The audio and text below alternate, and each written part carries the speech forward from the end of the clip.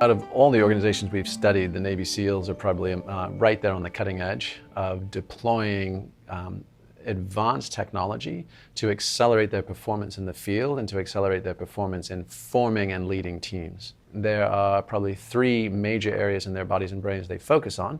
The first is neuroelectric activity. So what is happening in our brainwave states as we go into stressful situations, our heart rate and the quality of our cardiac rhythm. So not just how many beats a minute are our hearts beating under stress, but literally what is the quality? Is it anabolic, meaning healthy and positive, or catabolic, meaning unhealthy and destructive in my cardiac rhythm, and then even galvanic skin response. So how much is my system under stress or strain and sweating, kind of the same metrics that are used in lie detector tests, polygraphs, and those kind of things.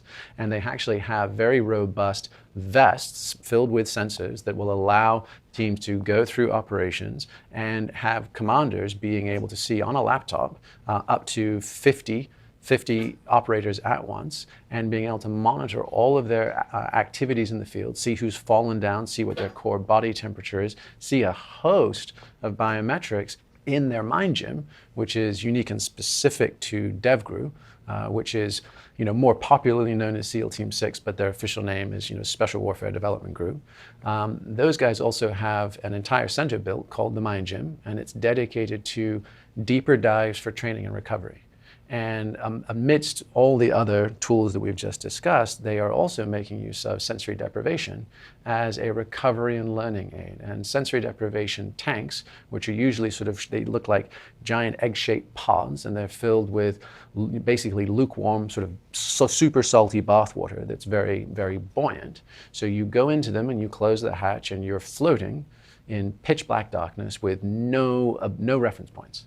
And these have been used for the last half century to research consciousness, because one of the ways we determine who we are and where we are is by understanding, visual sightlines and what's in our environment. When you take that away, you take away one of the core elements of orienting where am I and who am I in time and space. What DevGru is doing now is they're adding in 21st century biometrics into that experience.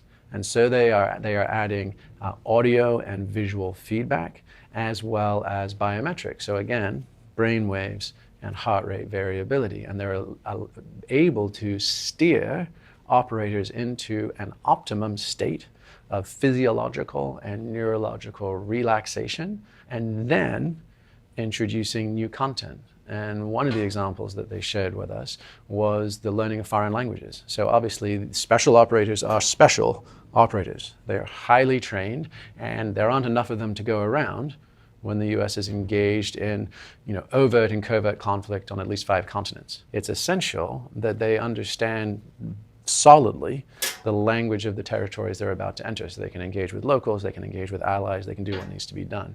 In the past, that's been a minimum of a 6-month cycle time.